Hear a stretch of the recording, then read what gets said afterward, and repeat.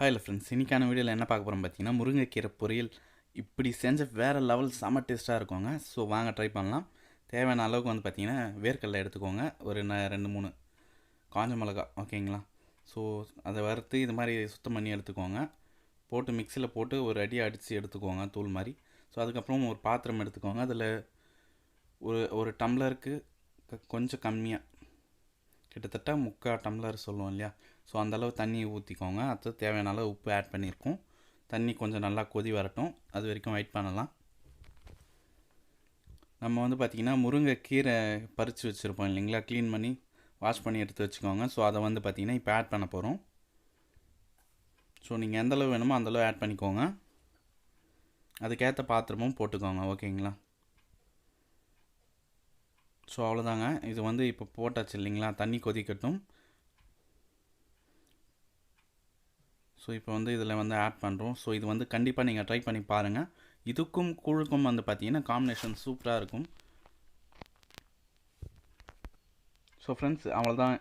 இது பெரிய ப்ரொசீஜர்னா ஒன்றும் இல்லை. தண்ணியில் உப்பு போட்டு அதுக்கப்புறம் கீரை போட்டு மூடி வச்சுட்டோம். மூடி வச்சு கொஞ்சம் கீரை வந்து பார்த்திங்கன்னா நல்லா இதுவாகட்டும், ஓகேங்களா.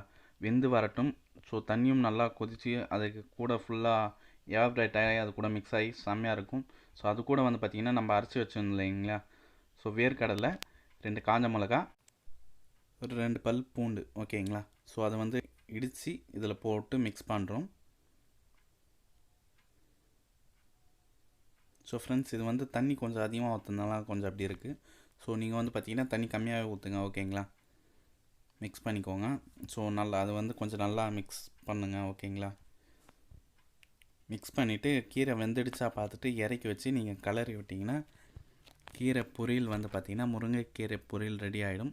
ஸோ இது வந்து பார்த்திங்கன்னா டேஸ்ட்டு வேறு லெவலில் இருக்கும். ஏன்னா இது கூட வந்து பார்த்திங்கன்னா நம்ம வேர்க்கடலை மிக்ஸ் பண்ணுறோம். அது கூட அந்த மிளகா, அது ஒரு டேஸ்ட்டு. அதுக்கப்புறம் பூண்டு ஸ்மெல்லுக்கும் சரி உடம்புக்கும் சரி ரொம்ப நல்லது, சூப்பராகவும் இருக்கும். ஸோ நீங்கள் இதை ஒன்ஸ் ட்ரை பண்ணுங்கள். கண்டிப்பாக இந்த வீடியோ பற்றி எந்த கமெண்டாக இருந்தாலும் கீழே கமெண்ட் பண்ணுங்கள். இந்த வீடியோ பிடிச்சிருந்தா கண்டிப்பாக லைக் பண்ணுங்கள், ஓகேங்களா. மறக்காமல் நம்ம சேனலுக்கு சப்ஸ்கிரைப் பண்ணிக்கோங்க ஃப்ரெண்ட்ஸ்.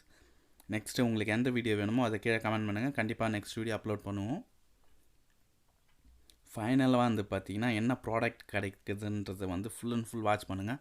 செம்மையாக இருக்கும். இதோட டேஸ்ட்டு வேறு லெவலில் இருக்கும். கூழுக்கு செம்மையாக இருக்கும். அது இல்லாத மற்ற சாப்பாடுக்கும் சாப்பிட்லாம்.